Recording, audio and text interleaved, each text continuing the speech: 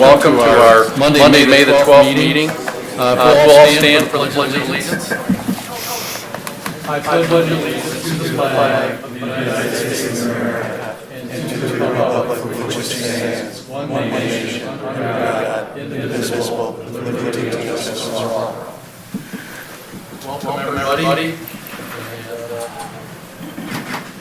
Open up the microphone to my right, one that's standing by itself, public comment. If you'd like to comment on anything tonight.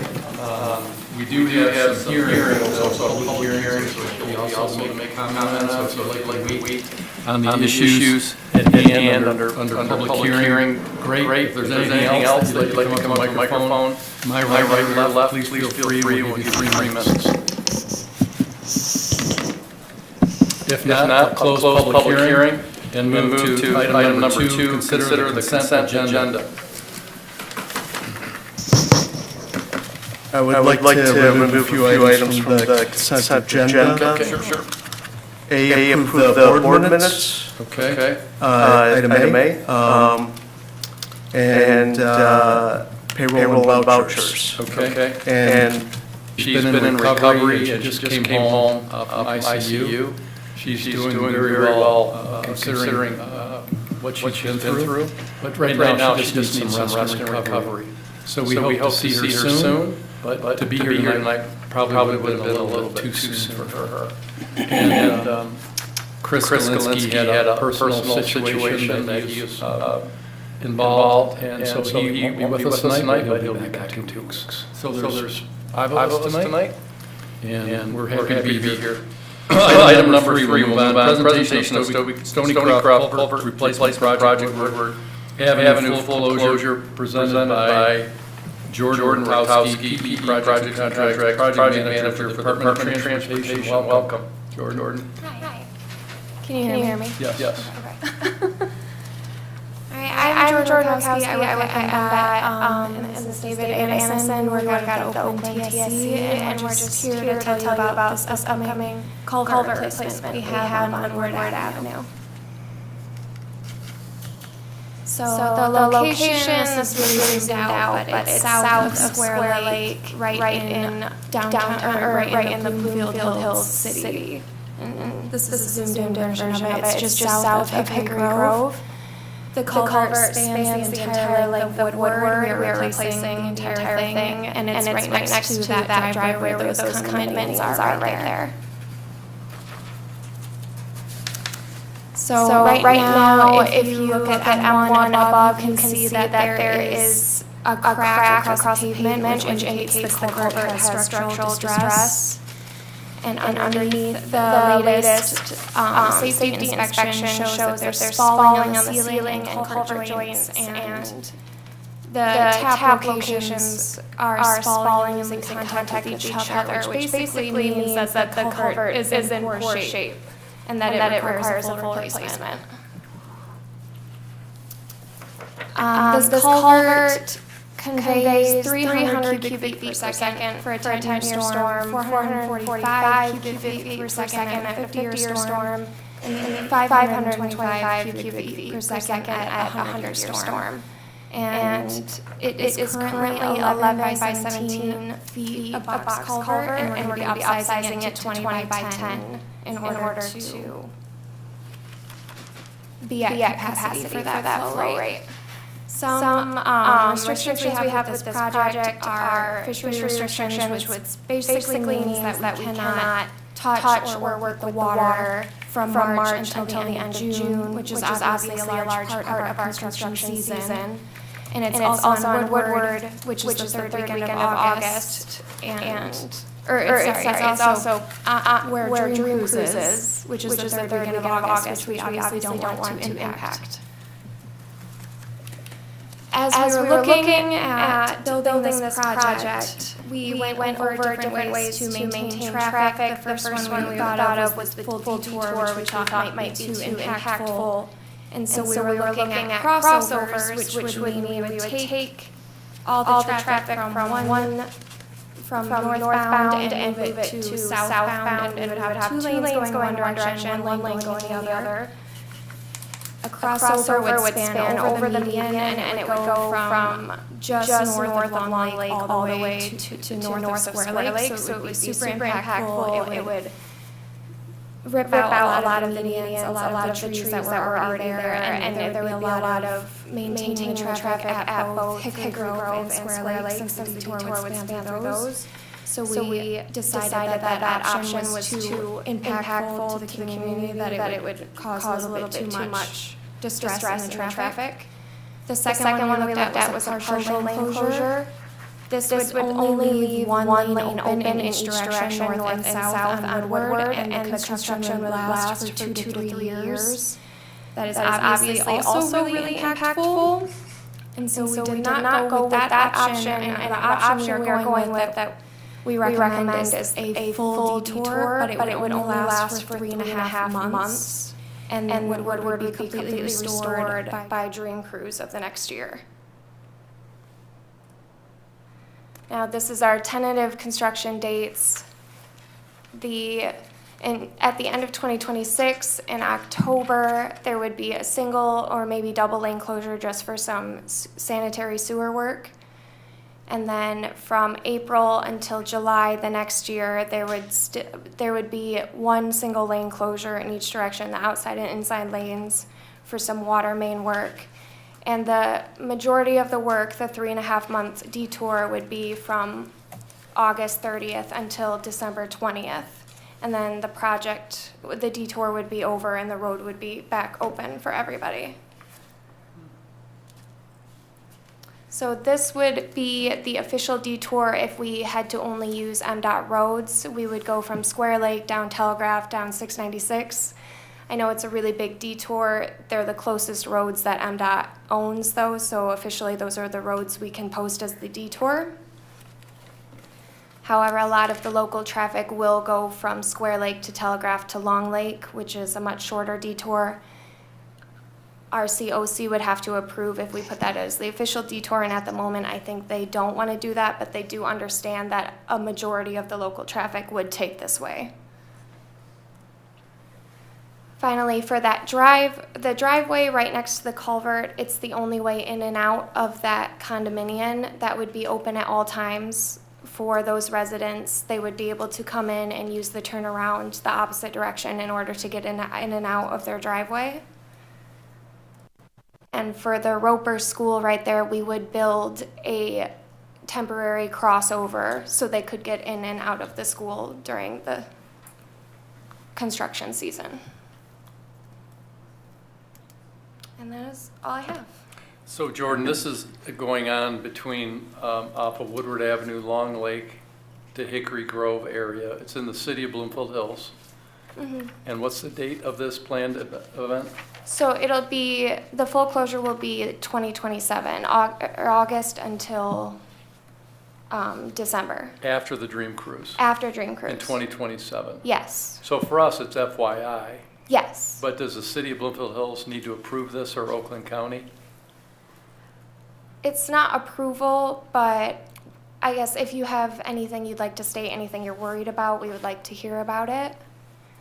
We'd like to work with you guys. We know it's really impactful to your community. So this is us saying this is our plan. If you have any major concerns, please let us know. We'd like to work together on it. Mm-hmm.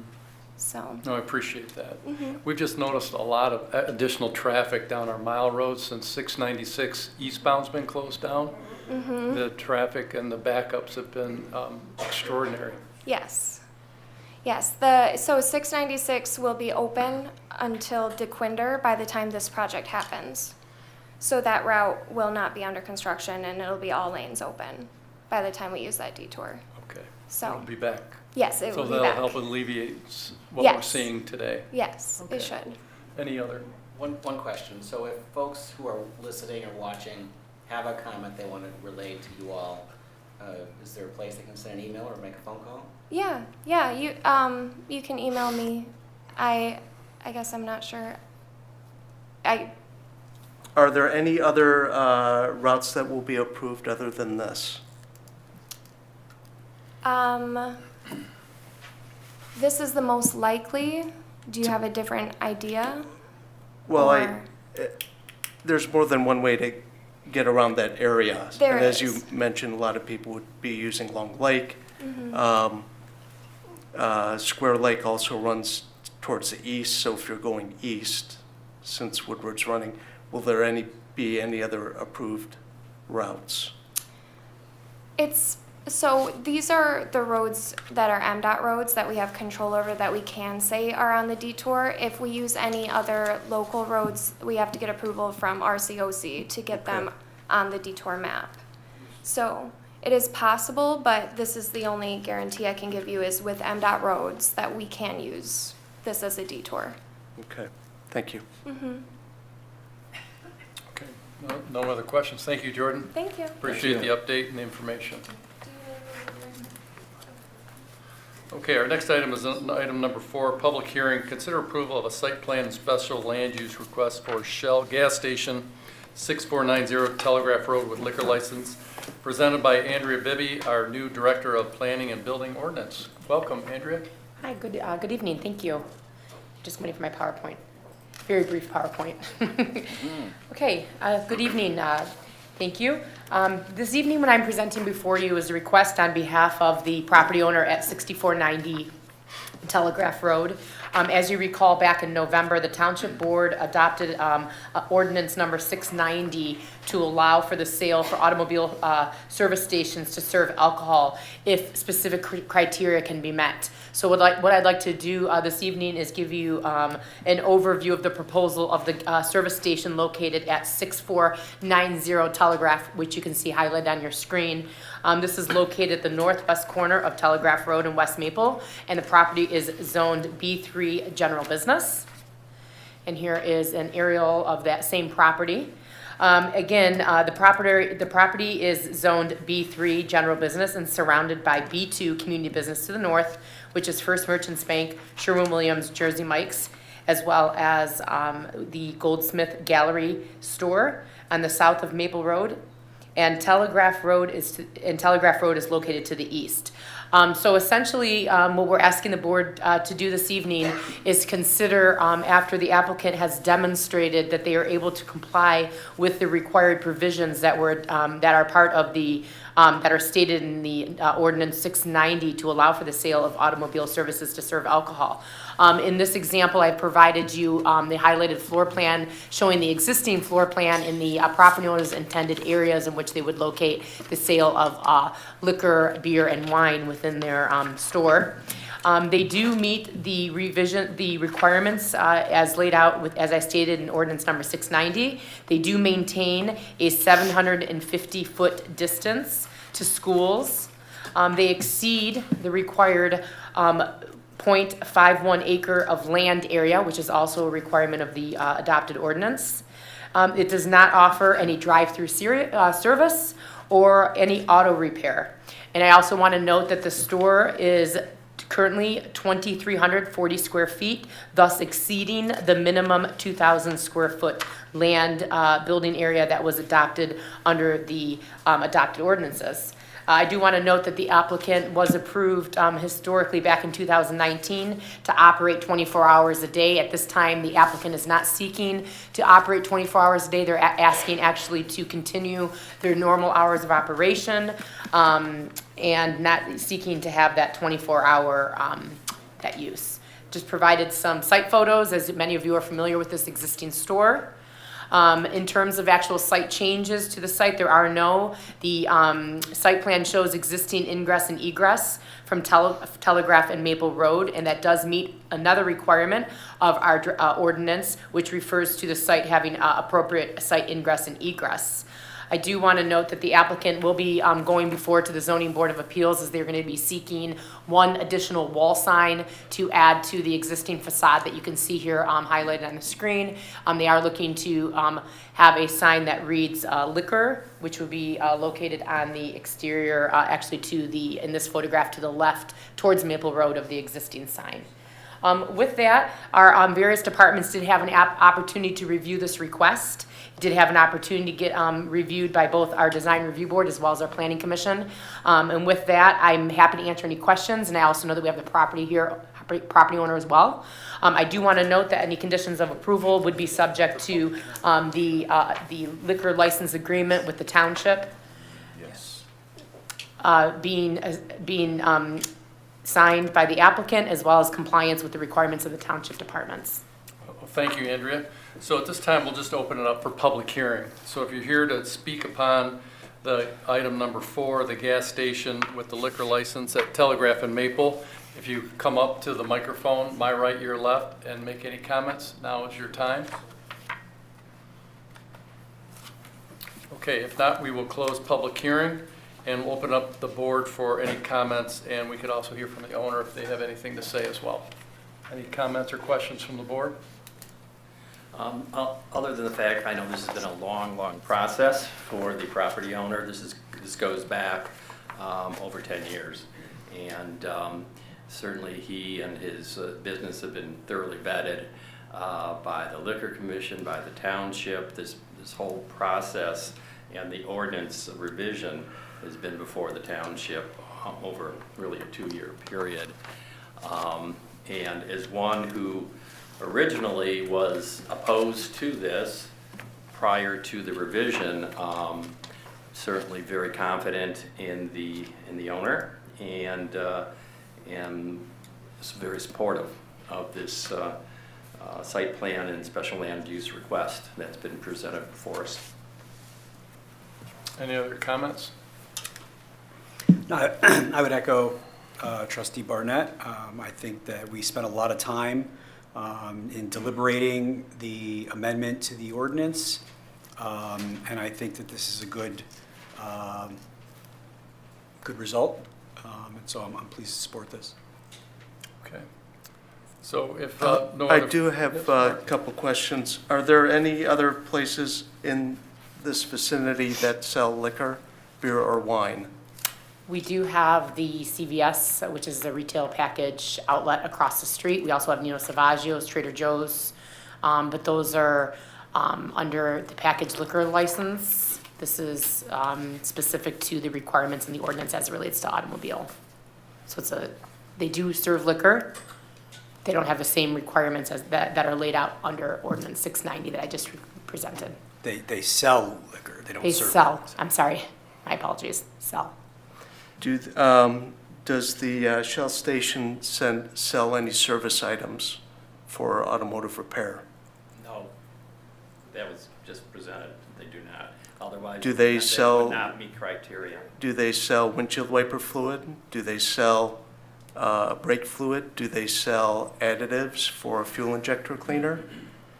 Those would be considered customary, common materials that would be sold in auto service stations. So I would presume that those type of items are sold. We can have the property owner address that if you have specific comments about what's being sold. And he's here. I think Scott Barbette is here. Scott, do you mind coming up to the microphone and addressing Trustee Antocli's questions, please? Maybe we can figure out the relevance. Yeah, there we go. Hello, everyone. Scott Barbette, the Barbette Organization. Mr. Antocli, yeah, those are customary items, and I would say 99.9% of gas stations do sell washer solvent. That's a key item, yeah. My concern is the auto repair side. You can park in front, you can do some minor repairs with the items in. Whether you're selling the repair items or not, I can go to AutoZone, buy various items, change them out right in the parking lot as well. So the ordinance, as stated, was do you do repairs or those items in the area? So you might not be offering the service, but a customer could walk in and do the repairs. I don't know if you can categorize that filling your washer solvent as repairs or brake fluid as repairs. I believe the ordinance specifically, maintenance probably, specifically refers to garages. Correct. So I'm not sure, but I think if you go to CVS Pharmacy, you can find those same items as You well. can as well. Yep. And the That's ordinance true. does say garage. It does say a repair garage. yes, it does. Mark, you have any further questions? No, sir. Okay, any other questions? No, but I'd like to make a motion that we approve the site plan and special land use request as presented for 6490 Telegraph Road, the Shell's gas station. Support? Support. Is there a question, Mark? Would that include the conditions? Yes, Yes. in the conditions of the dealing with the liquor license and Okay. any other conditions. Thank you. So we have motion and support. All in favor, say aye. Aye. Any opposed? Okay. Oh, nope, okay. Passes 5-0. Okay, congratulations, good luck. Thank you. Okay, Good luck. item number 5, public hearing of assessment number 2. Consider approval of the resolution confirming the special assessment role for the gold phase of Bloomfield Village Road Paving Special Assessment District number 428, and consider authorizing the Road Commission for Oakland County, RCOC, to proceed with the project, presented by Jennifer Worthman, our Deputy Assessor. Welcome, Jennifer. Hi, thank you. So tonight we're looking at 2 different special assessments in front of you. The first one we're going to look at is the Bloomfield Village Phase 3, also known as the Gold Phase Road Special Assessment Proposed Paving Project. We are here for the public hearing of assessment tonight. This section includes Judson Bradway's Bloomfield Village subdivision, as well as Judson Bradway's Bloomfield Village number 1 subdivision. You can see on the map here, we're looking at roughly the southernmost area of Bloomfield Village. Again, this is the gold phase. The project scope is 2.09 miles of public road that include Morningview Terrace, Hamilton Road, Overview Road, Clifton Road, Bradway Boulevard South, Williamsbury Road North, Glengarry Road North, Cranbrook Cross Road North, Chewton Cross, and Chewton Road South. The project consists of pulverizing the existing road and placing new asphalt pavement 4 inches thick over the aggregate base with a full depth cold milling and asphalt removal. Total curb and gutter replacement and removal, total under drain installation with sodded shoulders. Minor drainage improvements will be made to reasonably assure drainage of the pavement, and all shoulders and disturbed areas will be covered with topsoil and sod. Maximum 5-foot approach will be constructed to existing driveways to provide smooth transition from the newly paved roads where necessary. The Road Commission received bids on March 25th of 2025. The lowest bid was received from Cadillac Asphalt. The final project cost is $7,610,478. We're looking at 150 parcels in this phase, which breaks down to $50,736.52 per unit of benefit. This is 0.6% over the estimate that was included on the petition. Projects can be financed over 15 years. Interest is to be determined after the bonds are sold. It'll be 1% above the bond rate. Tonight I'm requesting that we hold public hearing number 2, and then following that, approve resolution number 3 and authorize the Road Commission to proceed with their project. Okay, thank you, Jennifer. Of course. So at this time, I'll open up for public comment. If you're here to comment on item number 5, the assessment for item number 2, the gold phase of the village, the microphone to my right, the standalone microphone, please come up. And you have 3 minutes. If you just introduce us, your name and address, we would ask that in 3 minutes. This is for the gold phase.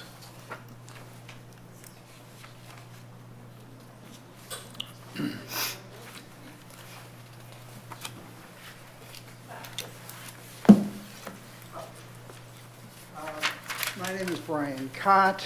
I live at 138 Hupp Cross Road. I'm a former president of the Bloomfield Village Association Board and a current board member.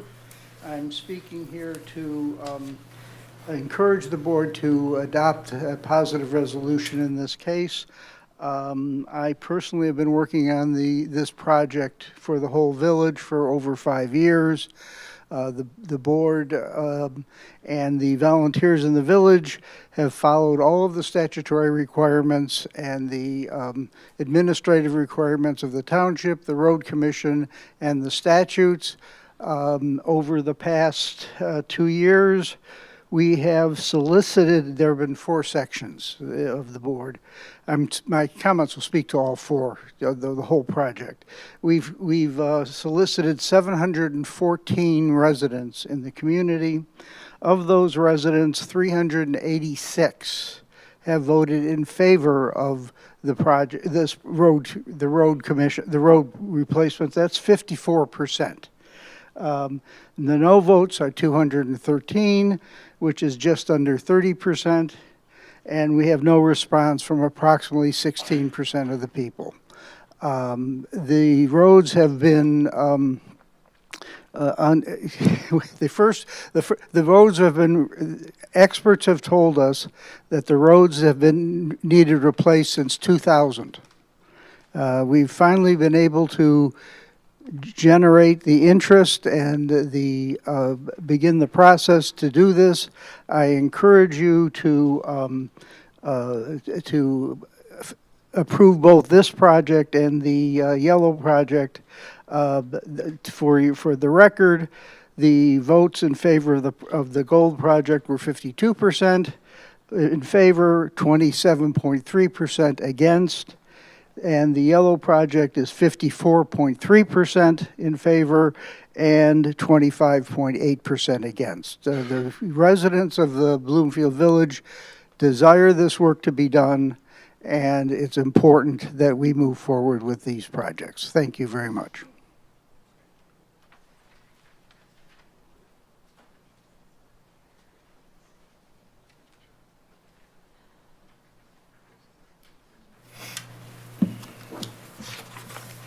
Good evening. My name is Cheryl Carpenter. I live at 148 North Glengarry in Bloomfield Township. I am in the gold section. I am here to object formally to the roads. First of all, I was moved to come up here because I heard the other gentleman say there were no votes. I did not have the opportunity to vote no. All it was a petition where you could go and sign it to say you were yes. I have no idea where the no vote came from. If I had known there was a place to vote no, I would have done that. I have seen for the past, last summer, we had part of our neighborhood roads redone. There were so many problems I heard from our residents up there. Sprinklers broken, debris. What is the biggest problem, though, are the roads are already deteriorating. There are big holes, and this project doesn't give us a warranty. There is no warranty on these roads that I'm going to be spending over $50,000 on against my will. And I've heard from other road construction and other people who are more familiar with this, they say if you do any repair to the road and you take off any part of it, you're just going to get the water to seep under and the roads won't be good. So knowing that the roads that were done just last year are already showing potholes and destruction and they're not up to standard, in my opinion, I would vote no. There are other alternatives. There could have been a bidding process that was different. You could have solicited and tried to advertise for lower costs. That wasn't done. It was just open for bids. And I see we have a different contractor this time around. I have no idea why Ajax isn't doing it again. For these reasons, I would ask the board to vote no.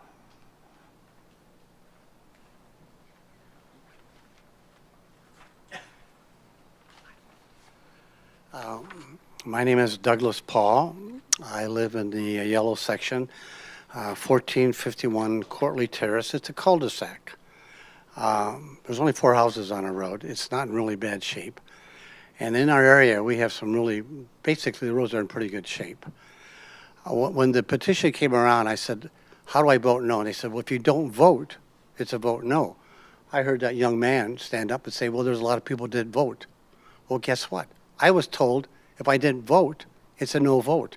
I question the accuracy in the, of what he presented. I know there's a lot of people in my area that are very concerned about it. And specifically, I'm concerned about it because I see what they've done on other roads. They rip them out, and then they tear up the 4 or 5 feet on the other side of the curb. Well, guess what? I've spent a lot of money in upgrading my house. I've been there since 1986. I have brick pavers coming down. Well, who's going to take care of the brick pavers? More importantly, where my brick pavers intersect the road, I've got boxwoods around there. I've got hostas in there. When they come through there, they're going to tear that up. I already talked to my arborist. He says, you can't set them off the side. Well, who's going to restore that for me? Is that more money out of my pocket? This is going to cost me $56,000 for the roads because of the area I live in. And what really upsets me is that this proposal was introduced by these people 8, 9 years ago for, say, $46,000. But the requirement was it stuck with the owner. Well, I'm 86 years old. If I retire, I still got to pay the damn thing. So the next time it came around, they said, okay, well, it passes to whoever owns it. If they had been smart enough to do it 6, 8 years ago, it would have been done. A lot of people would have gone for it because our roads in that area, not maybe in my area, but in the whole village, they need repair. I don't object to getting repaired, but I think there's some arbitrary decisions that are going on. It's gone from $46,000 to $58,000 over a period of 8 years.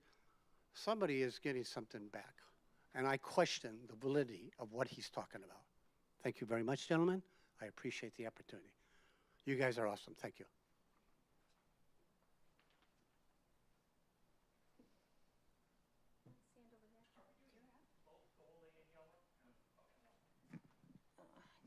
Something to lean on. Okay, I object to the roads as well. You've heard over and over again about all the red flags we've seen going along this process.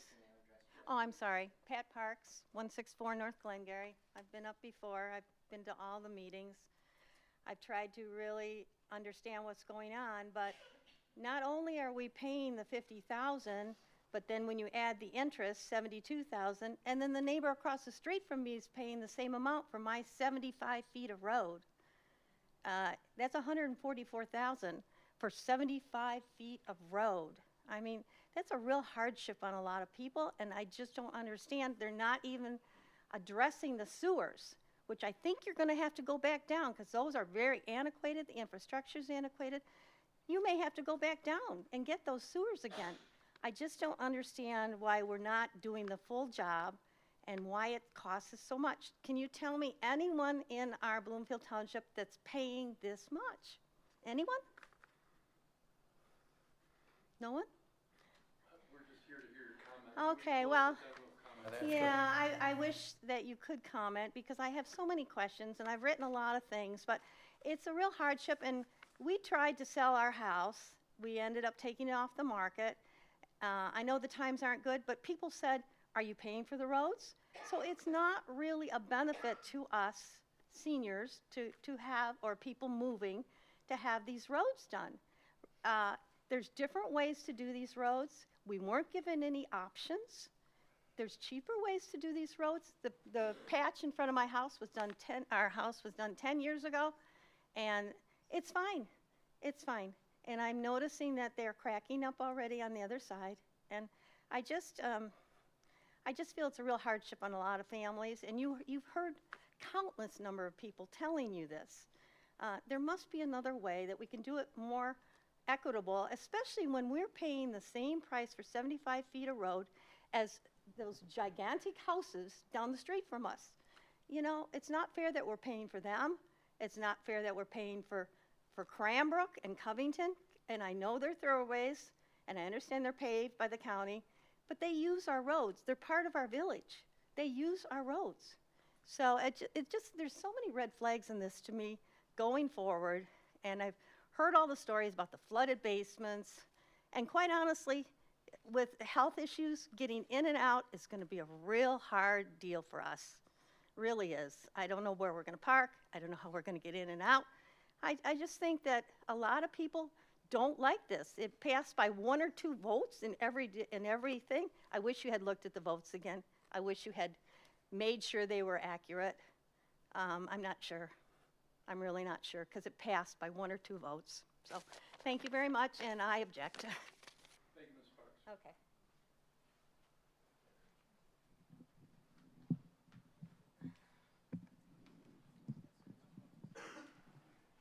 Good evening. My name is David Groth. I live at 1435 North Glengarry. I've lived in the village since 1988. The roads have been bad the whole time, but they're absolutely awful now. They're dangerous for kids to ride a bike. I won't let my grandchildren ride a bike on the streets. They're just too bad. From what I understand, my wife collected signatures, and everything was on the up and up. The whole process was really laid out in front of the whole community, and that process was fulfilled and maintained. I'm in the yellow section, but my wife may speak about the yellow section. I'm all for the roads to be fixed. I think it's offensive to suggest that people have been taking money to get this thing through. The petitions, the vote was very straightforward, and I don't really understand what the problem is. And as far as the fact that the last vote, the bill stayed with the person, Mr. McCready had everything to do with that changing, which we really appreciate. It makes a hell of a lot of difference. Anyway, thank you for your time. You guys are awesome. Do a great job.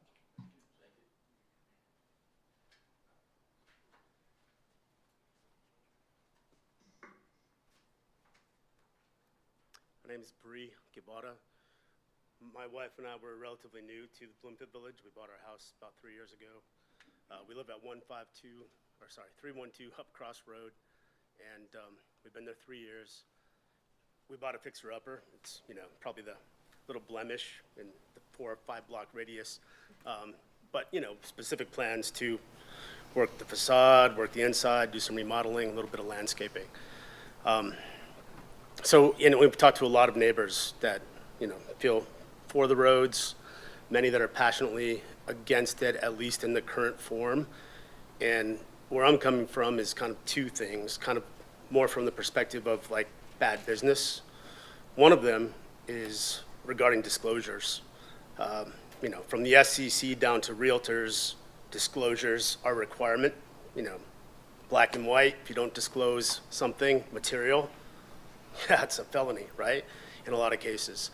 There was no disclosure regarding the potential 50 to 70K liability when buying the house 3 years ago. And we've seen a lot of houses that are still being sold and there's no disclosure regarding that fact. I mean, whether or not it's legally required, and I understand, Brent, appreciate your perspective that statutory requirements have been met. It's the township, it's the village, it's neighborly to disclose something that material. For us, it's only maybe a 10% disclosure because of our fixer-upper. Anybody that's been there 10, 15 plus years, it's a much more significant percent of whatever they originally bought for, and probably, that they don't have much left on their house or own it outright. So the disclosure aspect, I think, is a significant, evidence of bad business. And however this played out, right? I don't know, I'm not pointing fingers because I don't even know enough history too, but it's bad business not to make sure that people know that when they're buying an asset in a neighborhood, right? With people that you get to see every day walking their dog, and I really appreciate that. The other piece of it too is I've spent a lot of the past 20 years working in supply chain, sourcing, and many global and domestic construction companies, verticals, horizontals. So I also see evidence that not enough was done internally to control costs or to make sure that we had any type of dynamic, connection to what the construction process would play out like. Two pieces of evidence that came up today. Lowest bid, that's archaic, right? Like nobody operates on a P&L or a budget of this size and goes with the lowest bid. You go with a perspective that you develop internally on a should cost analysis to understand what it's going to take. You have subject matter experts and advisors internally so that you're not only testing what the contractors are putting in front of you cost-wise, but you also put a contract together that is able to fluctuate a little bit. And everything we've seen so far in the costs have only gone up, and nothing has gone down, or there's no indexing to, you know, materials, whether it's sand and gravel, whether it's equipment or labor. I could. Yes, because we're past the 3-minute mark that we asked people to stay to. If you could just make a closing statement, it would be great. Yeah. Two pieces of bad business. I would ask the township neighbors consider, you know, improving those aspects, and there's still time to fix the relationship with the contractors so that the township, the villagers, anybody that's living on the streets have a little more transparency and a connection to how the costs and the quality of the product is going to play out and be sustained, not just capital expenditure with no plan to sustain over 15 plus years. Thank you. Yeah, thank you. Hi, my name is Diane Ruffino. I live at 313 North Cranbrook Cross.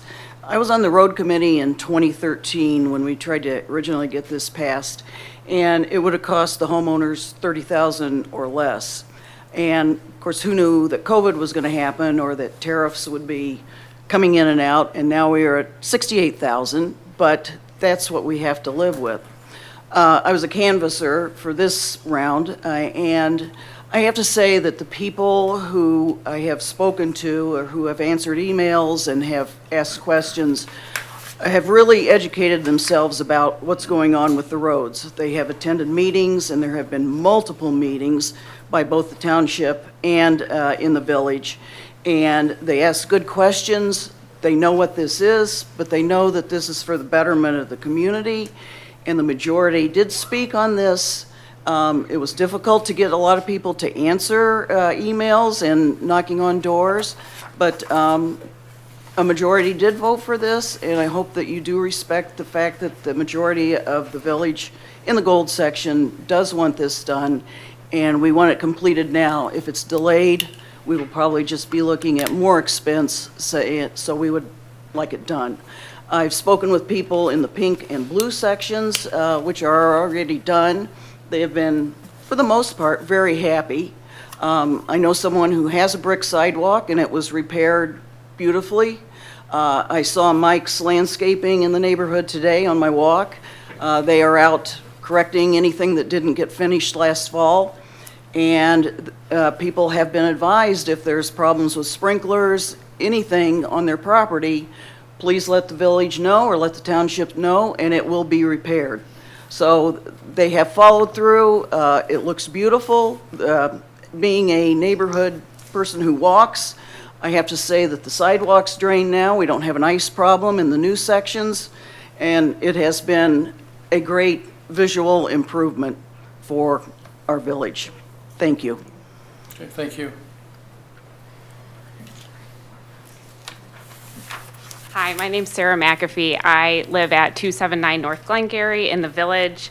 Our home is in the gold section for the proposed roads project, and we strongly support the roads.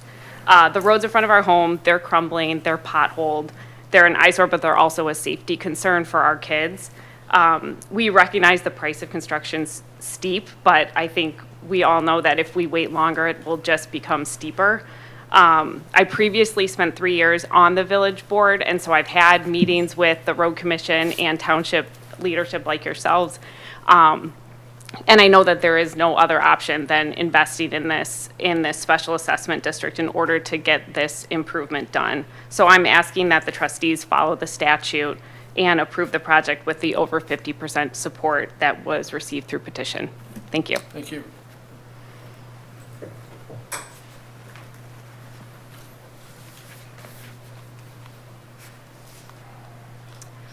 I'm Lynn Groth. I live at 1435 North Glengarry. I was also one of the people who went door to door, spoke to everyone. They had a question, and I couldn't answer the question. I called Kathy, and she was so responsive to everything, professional, and almost everyone that I talked to on my section was positive about it. I didn't have anyone that was negative. So I would encourage you to please vote for this. Thank you. Good evening. I'm Terry Donnelly. I live at 368 North Williamsbury in the Gold section. My wife and I moved into our house in December of 1983.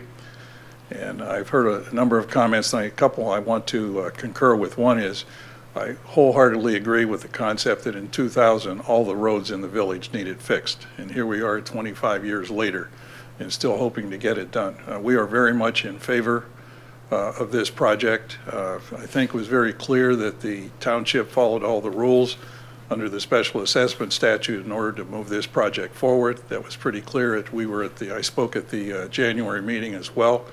My wife and I ride our bikes a lot. The block that we live in on Williamsbury, you can't ride your bike going north up toward Bradway. It's just awful. And there are big potholes in the road. And so we can't ride our bikes on our road. We like to go on the other side of Bradway now. In the 2 sections that were done last year, we have a lot of friends who live there, and we're very happy and pleased with the work that was done. You know, there were a few minor comments about certain things, but by and large, we have a lot of friends in the new area that was done last summer, and they're very pleased with the results. But I want you to know we very much support this. These roads need to be fixed. It is unfortunate that the cost is where it is. My recollection is when this was to be done about 8 or 9 years ago, the cost was about $20,000, not 46 or whatever it was, or 40 what was reported before. And so time obviously costs a lot more now. That's unfortunate, but in my view, this needs to be done. We would appreciate your favorable consideration. Thank you. Thank you.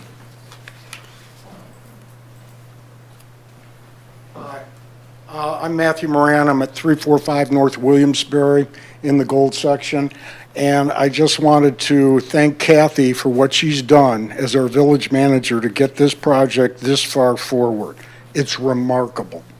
The effort that she's put in, the meetings, the transparency, the group meetings, the small group meetings, organizing volunteers, it's been a heroic effort. I also want to thank the township for allowing us to finance this at 1% over a AAA municipal bond rate. That's a very favorable financing package. The roads have been a mess. I've been in the village since 1998, and I worked on the original one to redo the roads, and it failed. We were close, but it failed. All right. The roads are worse now than ever before. The drainage, the potholes, it's just time. We appreciate the township and the trustees to work with us and get this thing done, and it'll be a big asset to Bloomfield Township. Thank you. Thank you. Hi, my name is Sean Metros, 876 West Glengarry Circle in the blue section. I got involved with the roads post the failure in 2013. Thank God for Kathy's effort, and I've been running the road committee since then, and I'm ecstatic about my section being done. The roads are fantastic. The construction process was a mess. However, they communicated very well with us. Everything was timely, and the cleanup has been great. So I would just say I've spoken to hundreds of neighbors throughout the neighborhood, and it's very clear universally that the roads need to be fixed. The cost is obviously an issue, and if we would have done it in 2013, obviously we would have saved everyone a lot of money. But it's time. The roads need to be done. It's a safety issue. It's a value to the neighborhood. And I really appreciate you guys sticking with us and hopefully approving this so that we can move forward with the next 2 sections. Thank you. Thank you.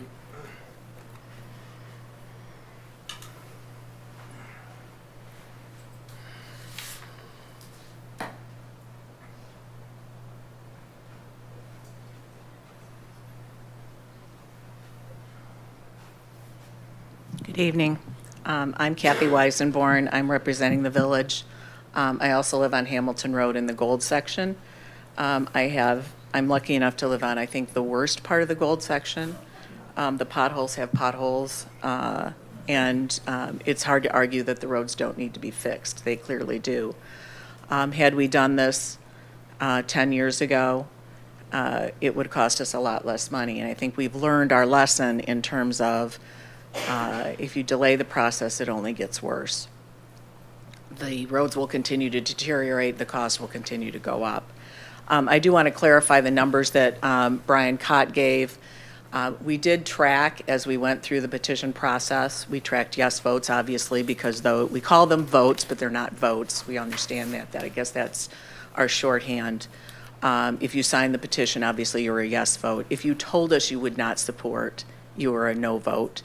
And there were many people who either didn't decide or we never could get a hold of. That was the site of the people that didn't support. So we think we have pretty good results here. It's a clear majority of 52% of the gold section have supported this by signing the petition. We followed all the rules. We had the right people sign the petitions. We followed the statute requirements as well as your requirements to have both spouses sign, even though only one might be on the title. And all of those signatures have been validated by the township through your normal process. We do appreciate your efforts to help us get our roads fixed. It's very much in need in our neighborhood. This is very much supported by our neighborhood. It's unfortunate that it has become somewhat of a controversy, but it is overall a great advantage and improvement in our neighborhood. And I would hope that tonight you will support this effort. Thank you. Thank you.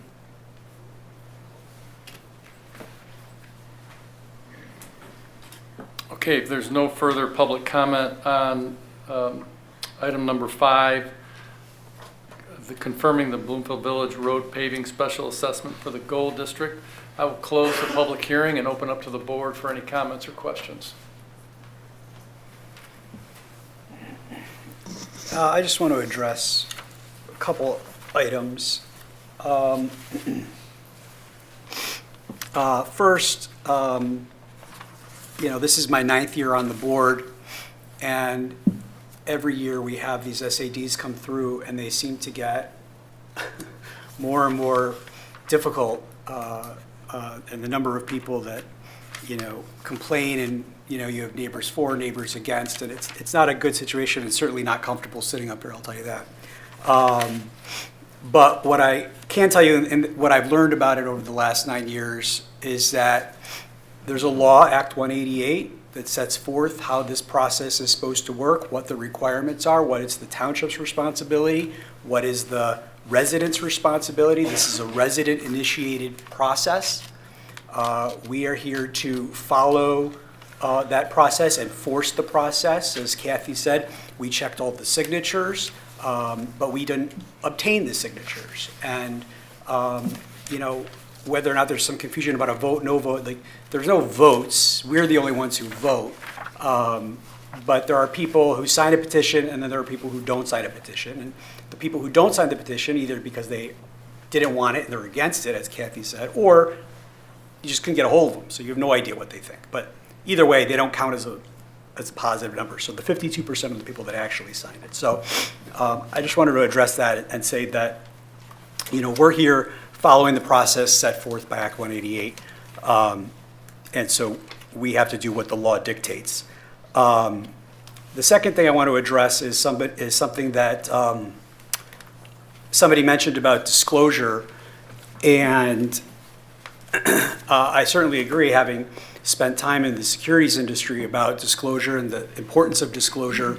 And it's not for us to get involved with or opine about what a seller of real estate should disclose to a purchaser of real estate. There are laws around that. There's ethics in the realtors industry about that. But what I can tell you is that as the treasurer, my office gets contacted every time a property is sold by the title company to confirm whether or not there's unpaid taxes, whether or not there's unpaid assessments, outstanding ordinance violations. What else are they asking about? Water bills. And so they ask for all this information, and we provide it to them that they used when they prepare the closing statements, and to be able to make sure that the correct amount of money is transacted. And I can tell you, at my direction for the last 2 years, that every time a title company in the village has requested information about a property, we have disclosed that there is a pending SAD. So the title companies were aware of this. What they did with it, I don't know. But I said that the assessment was, and we told them it passed vote number 2, it's pending vote number 3, and it's in process. So we decided that we would cover our bases by disclosing that this was in process. So we did mention that to the title companies. So I did want to clarify that that was a decision that we made in consultation with our legal advisors, that we would disclose that when the title companies ask us about special assessments. Thank you, Michael. And I think it was Mr. Paul had mentioned about why did the law changed with regard to, does an assessment stay with the house or go with the owner?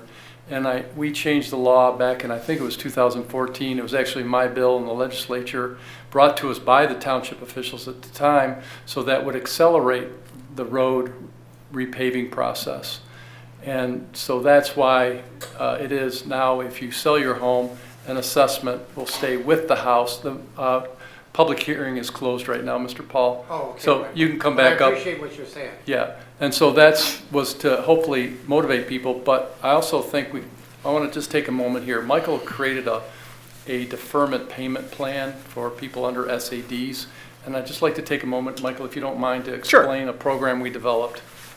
Yeah, absolutely. So this is a new program that we, as a board, adopted, I don't know, 4 meetings ago, something like that, where residents with a road or water and sewer SAD payment, so an annual assessment, could qualify for a deferment of that assessment for up to 10 years or until they sell their property or refinance their mortgage. And it's income based, so you have to qualify based on your income and you have to provide proof of your income. And if your assessment, so let's say one of these assessments is going to be, I think in the first year, like $5,000. So if that number is above a threshold, a certain percentage of your income, you qualify for deferment, and we will take that off of your tax bill and we will hold it back for up to 10 years or until you sell or refinance your property. And you can do that every single year. You can come back and defer each year, and we'll accumulate it over time until you sell or refinance your property, provided that you meet the criteria that we approved. So it's designed to help the residents that need it to cope with these special assessments.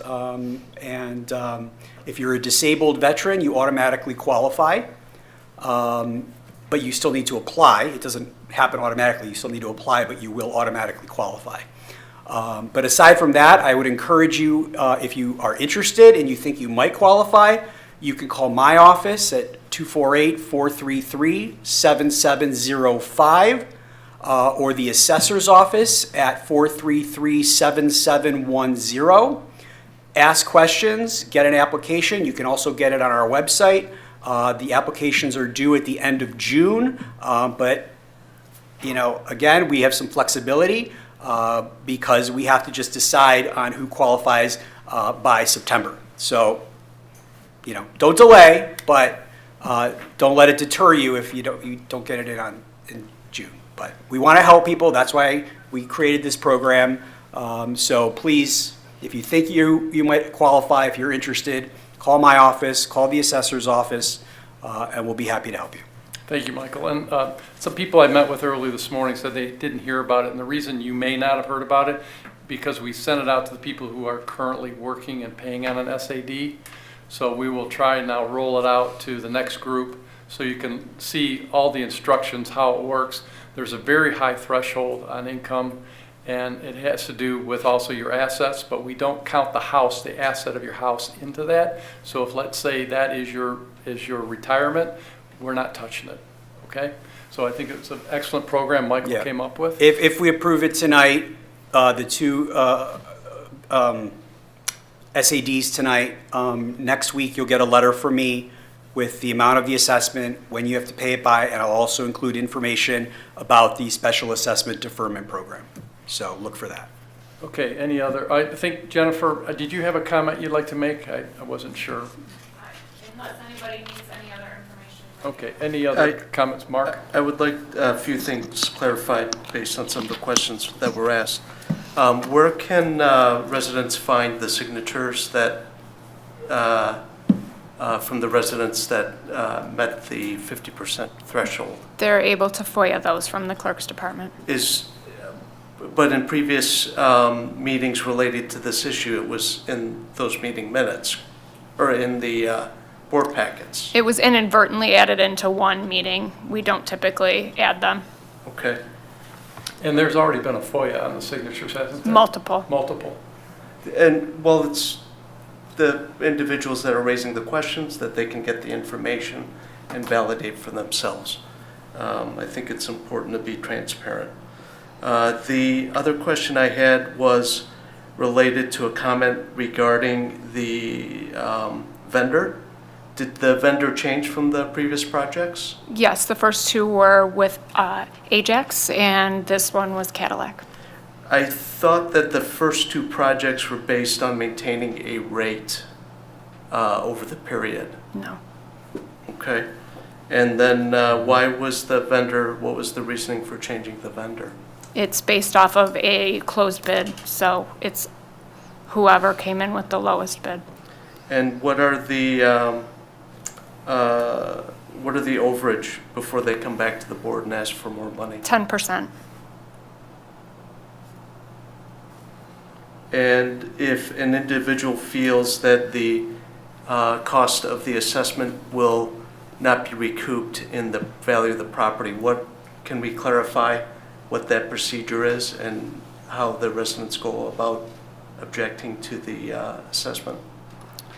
That's the purpose of the first public hearing and the second. It reserves or preserves the residents' right to appeal to the Michigan Tax Tribunal. So they have 35 days to submit an appeal through to the tax tribunal with their objections. Okay. And how would that benefit the individuals concerned with making payments or the assessments on their homes? Well, the object is that they would prove to the Michigan Tax Tribunal that the assessment doesn't add a certain amount of money to the property value. So there's more than one way for the individuals concerned about costs and whatnot to get relief. There's more than one way.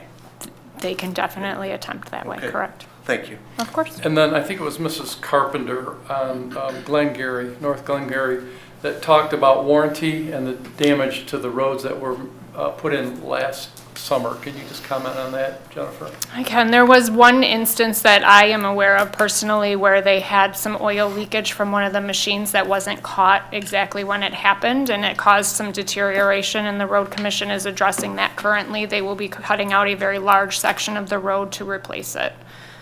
That's the only one that I'm aware of. And then what about the warranty on the roads?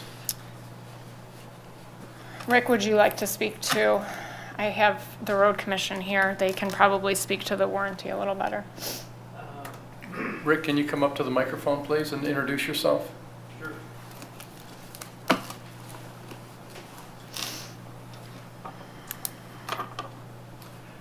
Rick Saporsky, Road Commissioner for Oakland County. We don't really have a warranty. That's not the way the road typically works, the industry. Everything is tested, all the materials and the density and everything's tested that went in. So if it meets specifications when it's built, then they've completed their requirements, the contractor. Okay, thank you. Okay, any other comments from the board? Okay, if not, I'll entertain a motion. I'll make a motion that we approve the resolution confirming the special assessment role for the goal phase of Bloomfield Village road paving, special assessment district, number 428, and authorize the road commission for Oakland County to proceed with the project. Is there support? Support with one quick change. I think the resolution, is this the resolution that needs the adjustment? The resolution mentions phase 4. This No, is that's the phase- next one. Is it the next one? Phase 4 is the one that we had stated, the third, this one should be fine. This one's fine, okay.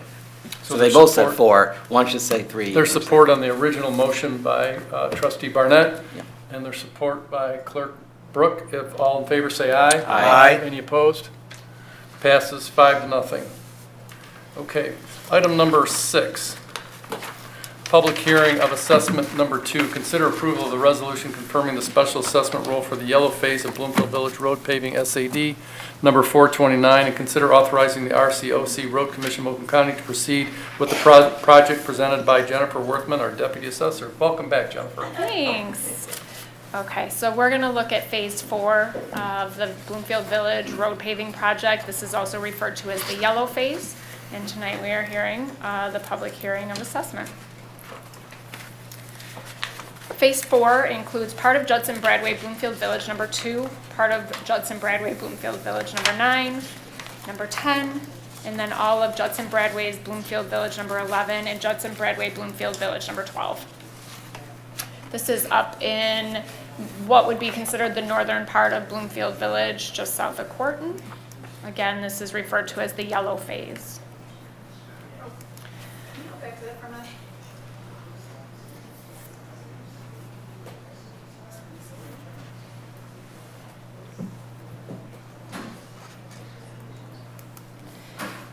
This phase is 2.05 miles of public road, which includes Sandringham Way, Hemsworth Court, Court Lee Terrace, Aberdovey Place, Twin Maples Lane, North Glengarry Road, East Glengarry Circle, Indian Mound West, Indian Mound East, Covington Road, Indian Mound Trail, and Indian Mound South. The project consists of pulverizing the existing road and placing new asphalt pavement 4 inches thick over the aggregate base with full cold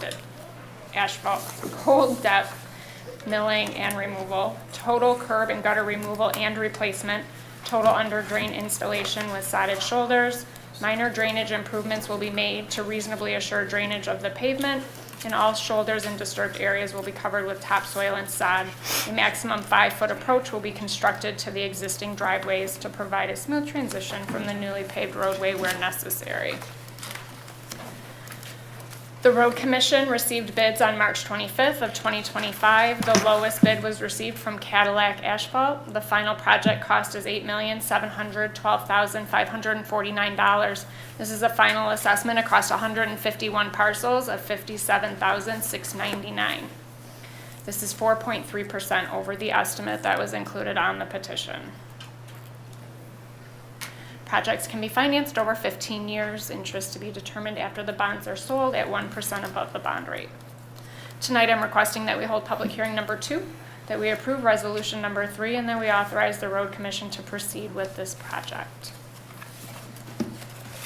Okay, thank you, Jennifer. So at this time, we'll open up for public hearing, and if you're here to address item number 6, a public hearing of assessment number 2, now is your time to come up to the microphone on my right, your left, and you'll have 3 minutes if you could just introduce yourself and your address, and we're ready to listen.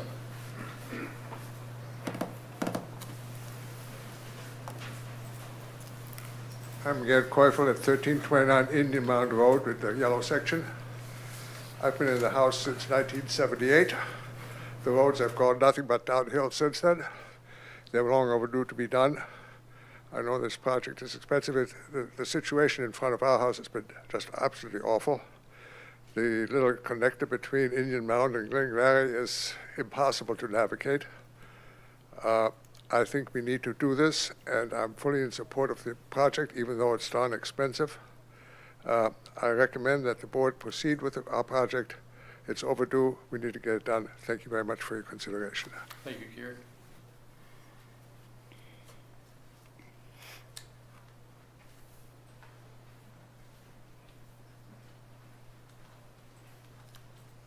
Hi.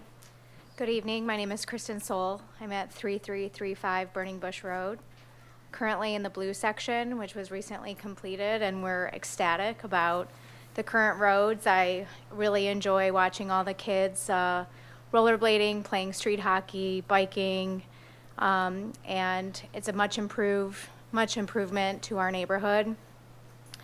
It's a problem that we've had over 40 years. I think people have mentioned since 2020, we've been told we need a full overhaul of the roads.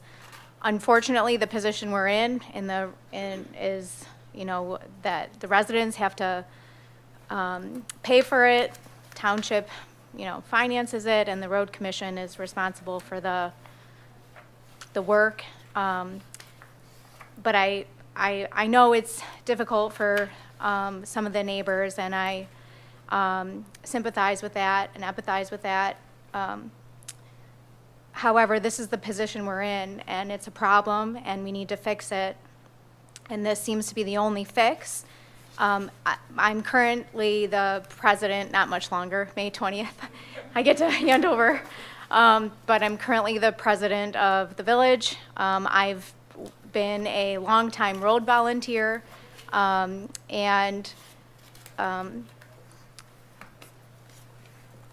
I can say that in being, you know, a part of all the small group meetings and learning about the process and the situation is that we're following all the guidelines, we've followed all the procedures properly. And as somebody who did canvass to collect signatures of the neighbors, I know it's a little confusing because people want to call it a vote, but it's a petition, so those signatures that are collected go in the yes category, and anybody that, you know, was not in favor of the roads, we would, you know, consider a no vote. But as somebody who collected signatures, we would accurately take note of who was undecided or who was not in favor, and we wanted to respect people's time and not hound people that were not in favor. So this is how we collected those no votes, or the people that we couldn't reach out to, you know, how we categorized them as somebody as undecided. So if anybody felt like they didn't get to express a no vote, it's probably we already marked them as such. I'm up here before you because we believe in a harmonious village and pride ourselves in harmony. And I encourage you to adopt this resolution so we can continue the harmony in our neighborhood and improve the roads throughout the village. Thank you. Thank you.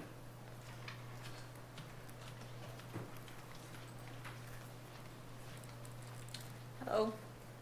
My name is Tatiana Latinsky. I live on 1365 Indian Mound West, and I'm here to object to the proposed special assessment district on both legal and procedural grounds.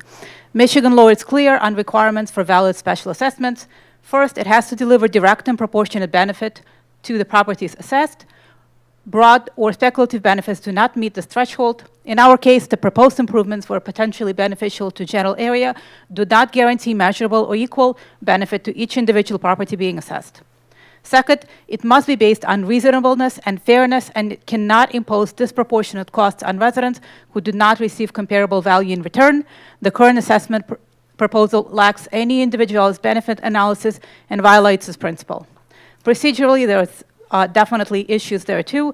The Homeowners Association Board failed to clearly disclose the difference between signing a petition and casting a vote to residents. There are documented instances where residents believed they were signing to oppose the project when in fact their signatures were counted as support for them. There is not a technical error, it's a procedural failure. Second, the board failed to disclose key elements of the cost structure. Homeowners were not informed and not clear what organization will receive portion of the proceeds, such as township collecting percentage for contingency, nor were residents clear in separate payments would be made to the Road Commission of Oakland County.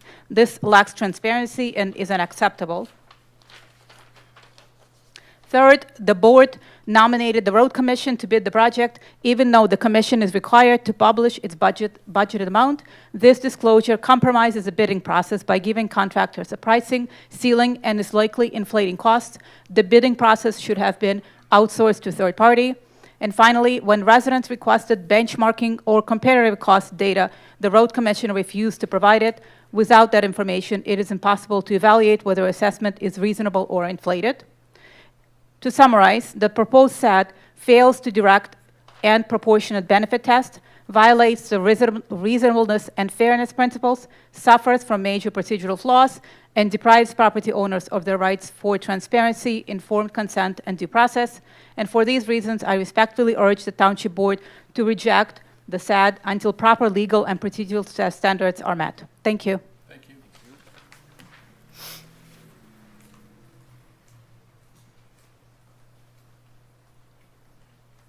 My name is Wendy Schwartz, and I live at 2580 Bradway in the Village.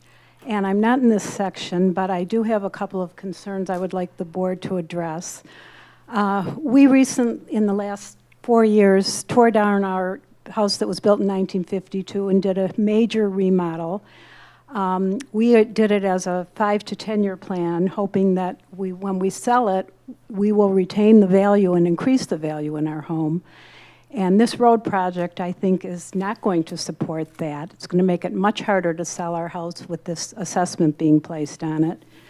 But more importantly, the biggest issue that I have right now is the sewers. Has anyone addressed the fact that we have an antiquated sewer system, and we're putting this major money into the roads, and if our sewers become a major problem, our roads are going to need to be torn up.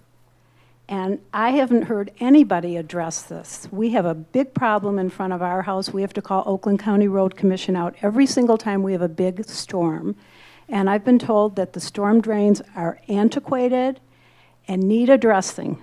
And we're spending all this money and assessing all the residents, and I haven't heard anybody address this. I've attended many meetings, and I haven't heard one word about this. And I would appreciate your thoughts on this. Thank you.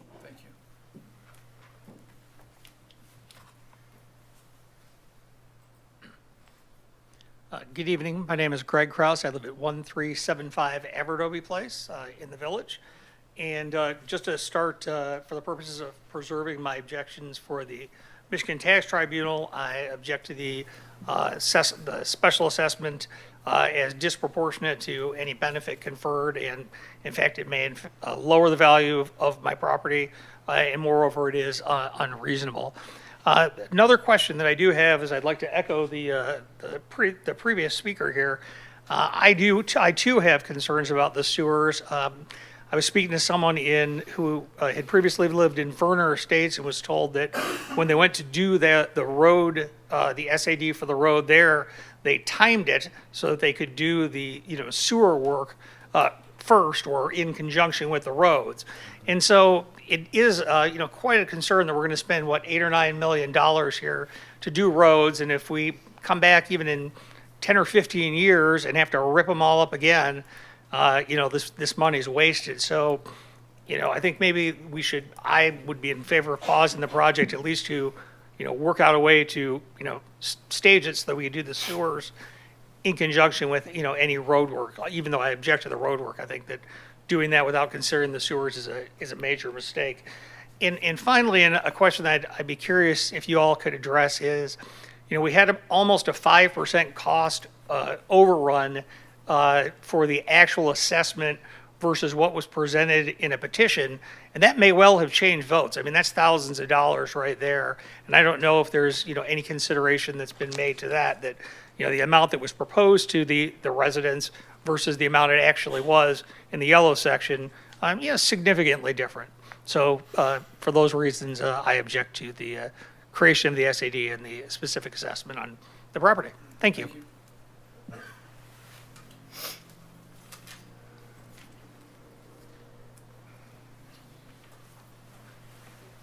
I'd like to reintroduce myself. It's Doug Paul. I'm in the white section. I spoke before in the gold section.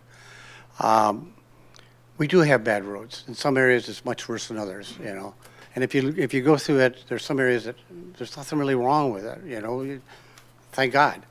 But this taxes everybody. It is $58,000 per home, and I'm 86 years old. I'm a widower now. I lost my dog. I'm thinking, what am I going to do with my home? And somebody's going to say, well, we're going to reduce the price of it $58,000. I don't object to fixing the roads. I do question the gentleman here who talked about how it was voted. I think there's problems with it. I would like to see it revoted because people who signed it voted. People like myself, I didn't vote because I said no. There's 30, they allegedly say there's X number of percent, 30% did vote or said no. I don't know how the hell they said no because I just didn't vote. And then there's 30 other percent that never voted. You know, allegedly maybe they were one of me saying, well, if I don't vote, it's a no. I question the accuracy of the vote. I would like to propose that we revote and then maybe reconsider whether we do the sewers, we do what, or get somebody in there because the vote, the cost has gone up significantly. I know prices have gone up. I don't argue that. But I'm not certain we're doing it the right way. And I'm not even certain that people in that area voted for it. Gentlemen, thank you very much for hearing me out. Thank you. No. Yeah, you shot. You get one. Yeah, you get one. Thank you. Thank you, Mr. Kraus.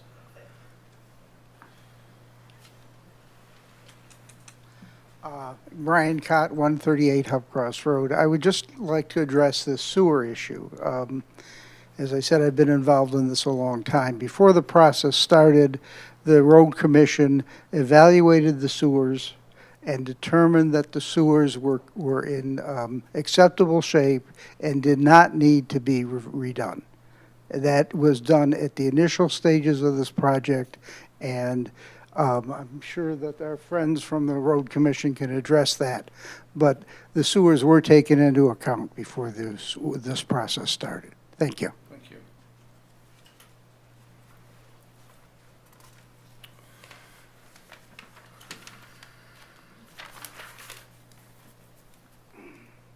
I'm Lynn Groth, 1435 North Glengarry. Again, I was one of the people who went door to door and solicited what people wanted. If I had a question, I called Kathy. If anybody had questions, they could have called Kathy. Kathy knows all of it. She's been honest and transparent, and if you couldn't get an answer, you went to a meeting. I think there's been plenty of opportunity for people to have their questions answered. And when I went to the door, someone had a question, I called Kathy if I didn't know the answer. So I don't think a lot of these things people are saying about not having an opportunity, they've had many opportunities to find out what they really wanted to know. I don't think that it's fair to say that the process hasn't met its requirements because we've all done it the way we think it needed to be done. Thank you. Thank you.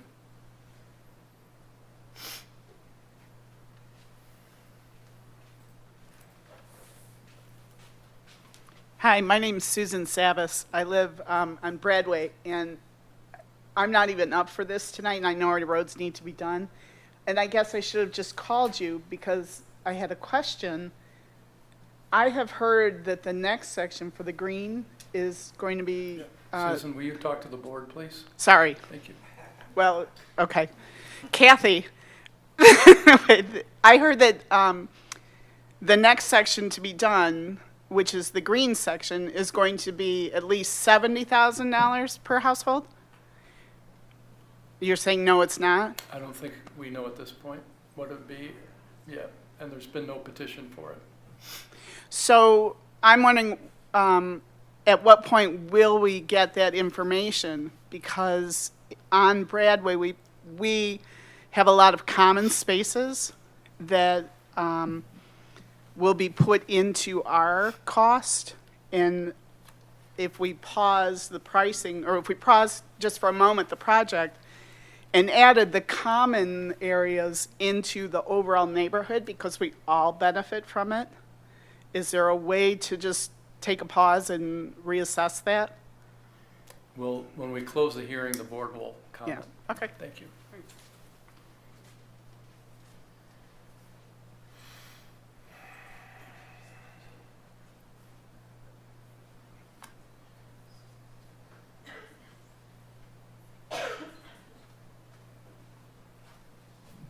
Kathy Weisenborn.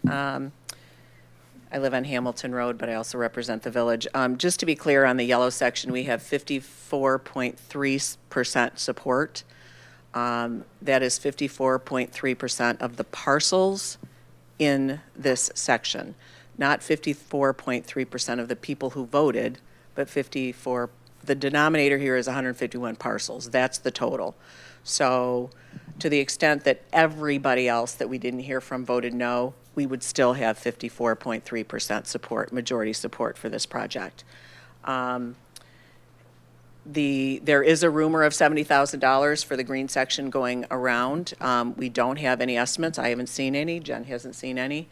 That appears to have been made out of whole cloth, and I don't quite understand, but we don't have that. One of the comments tonight, it was about disclosure of what was paid to the township and what was the contingency and what was the amount that was paid to the road commission for this project or this estimate, this assessment. All of those numbers are in the official petition. That petition is on our road website. There's also the township has informed all the residents of the petition's availability as well. So that information was available. We did hold 25 small group meetings about the road project. We've stood up our own website. There's plenty of information out there, and I would be happy to address any question that residents have on this or the green project as we go forward. I do appreciate your support tonight for the yellow section. The cost overage, if you will, the amount that the bid is in excess of the petition estimate is within your parameters. It's important that we get this project going, and with your approval tonight, we'll be on our way to 80% of the village having new roads. And it is an improvement that we really need in our neighborhood. Thank you. Thank you. Hi, Tracy Keenan. I live at 2612 Amberley. I'm not in this section. I'd love the board to help clarify the time in which the sewers were looked at. I heard it was at the beginning. So as the gentleman said, if that was 10 years ago, have they been reviewed each time for each section and assessed the current state and what they're in? Thank you. Thank you.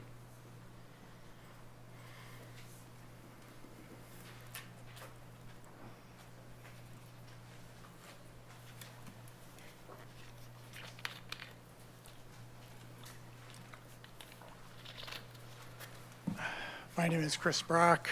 I'm in the gold section on Morning View. I just wanted to make a comment about the sewers. Just as a clarification, there may have been some checking of the main sewers, but that doesn't mean that the hookups coming from the houses are proper. We just had some friends who sold their house 2 years ago on Hamilton, and the entire street had to be torn up, not because the sewer was bad, but because the hookup to the sewer was bad. But it still required the street had to be torn up because of clay pipe. And I'll guarantee you there are other houses that are facing the exact same situation. And it would be appropriate, of course it's up to everybody to do it, to have their sewer scoped to see if they have a similar problem. Because they date back to the 30s. So guaranteed there are problems with the sewer hookups, even if the main is okay. Thank you. Thank you. Okay, if there's no further comment on item number 6, we will close the public hearing and open up for any board comments or questions.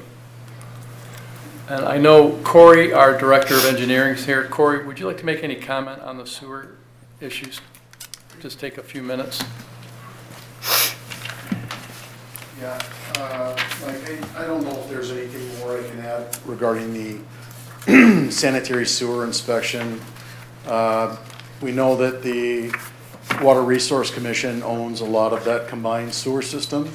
The Road Commission for Oakland County owns, operates and maintains the storm drainage that ties into the combined system. A lot of this work was done before my time. The groundwork for the SAD was done before my time here. So I can't comment one way or another on whether the township performed any sewer investigation, cleaning televised of the existing sewer, or WRC or RCOC. So I don't feel comfortable commenting one way or another. Okay. But it's my understanding that the system is in good working order at this time.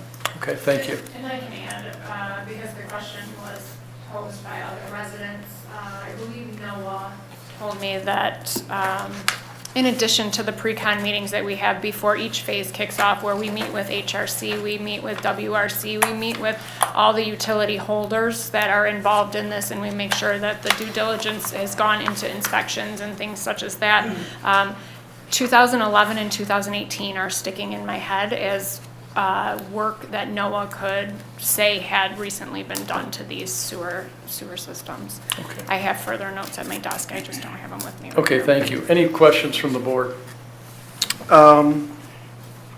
I do have a question there was a comment made on storm drainage, and I think in a previous meeting, the road commission made comments on footings and various changes and why we had to go down to a specific level. Could we have them come up and reiterate those requirements?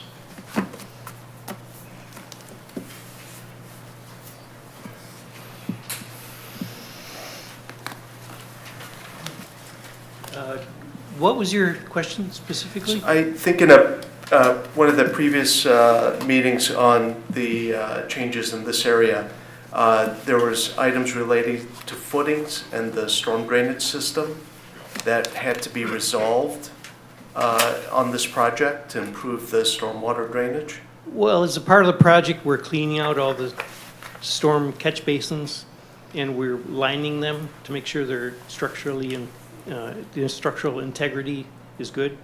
Okay. It's a part of the project.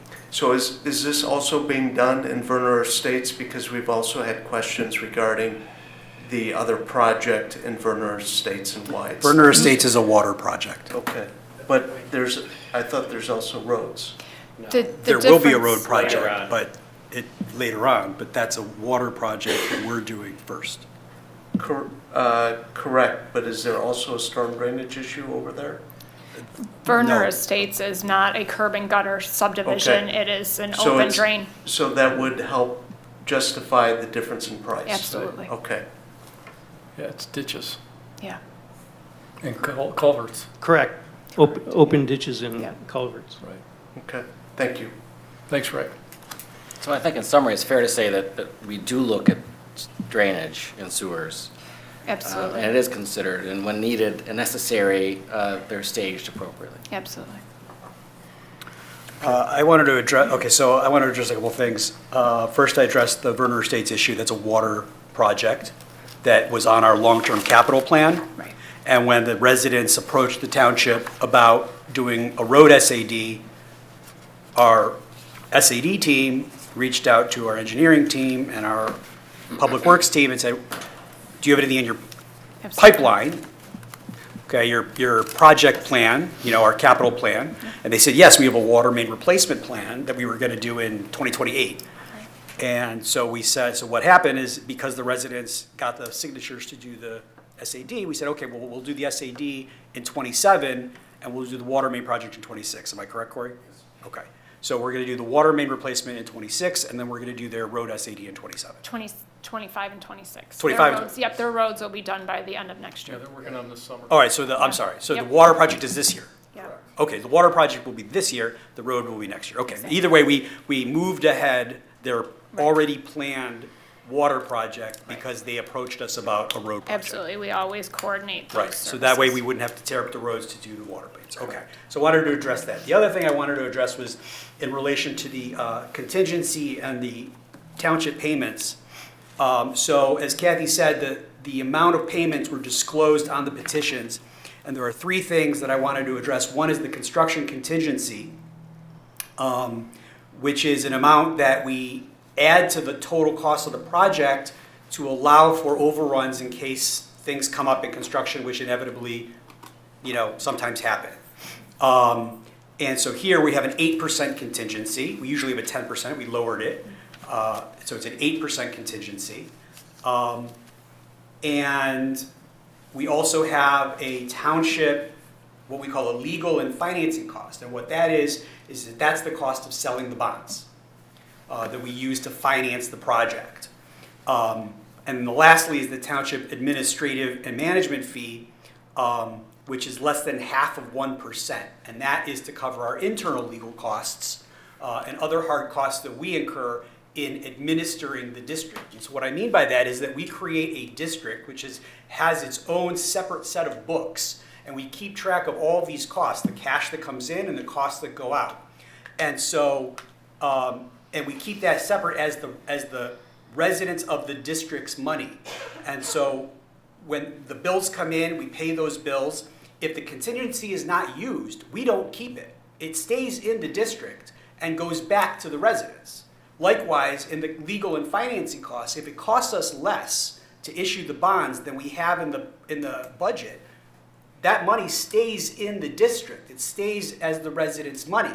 And by law, at the end of the district, so in 15 years, when all the bonds are paid off and the district is considered closed, if there's any surplus money that's available, it's refunded to the residents of the district. Okay, it's not kept by the township.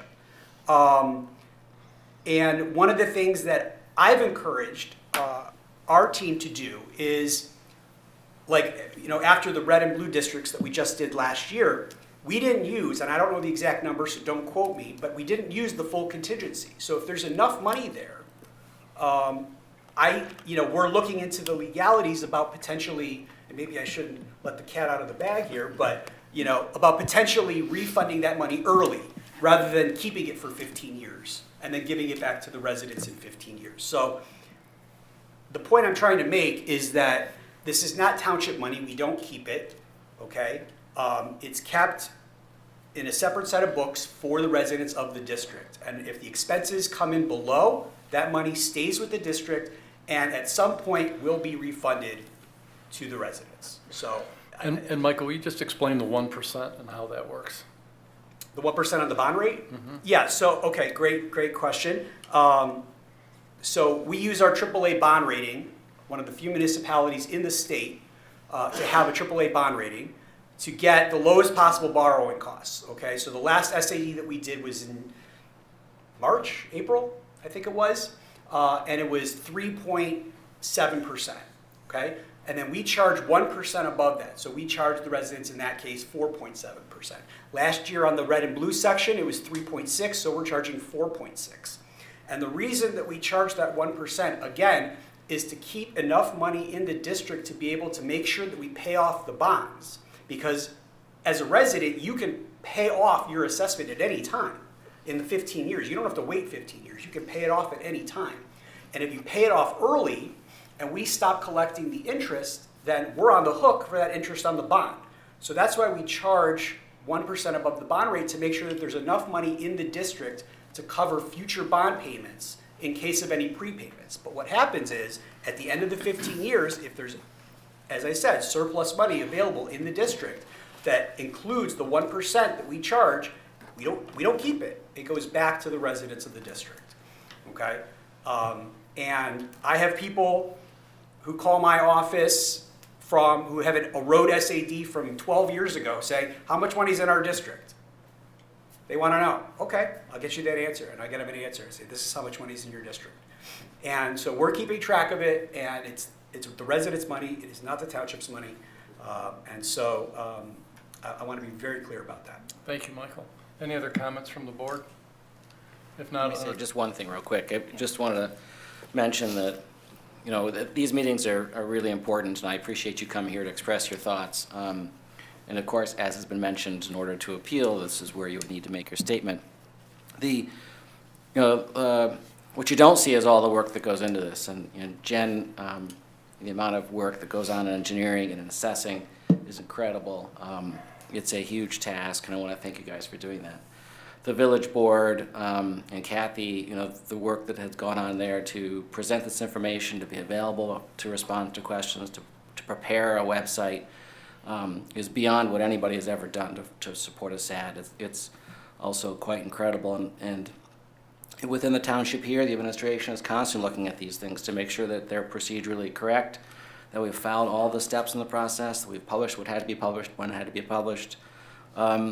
And we have carefully considered the legally required benefit and whether it's present for each phase as the specific numbers come in by looking at assessments and appraisals. And based on the 54%, residents have said that now's the time. Kicking the can down the road doesn't pay off. Just gets worse roads and makes it more expensive. And so I'll certainly be supporting this as I have the others. Okay. Thank you, Martin. That just certainly makes it very clear.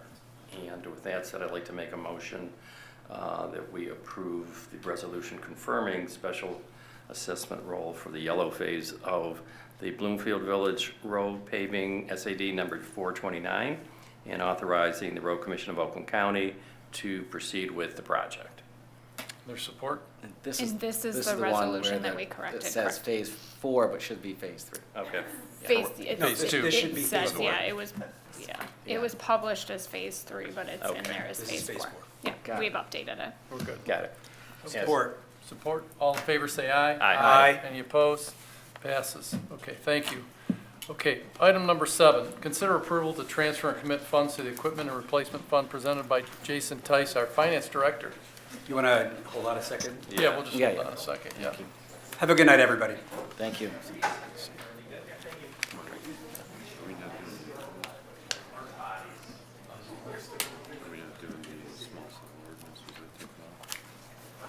It's number 8. We moved it to number 8, and I'll tell you why.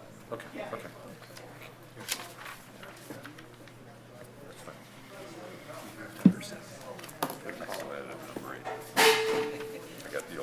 These new chairs are so comfortable, they'll just stick around now. Right?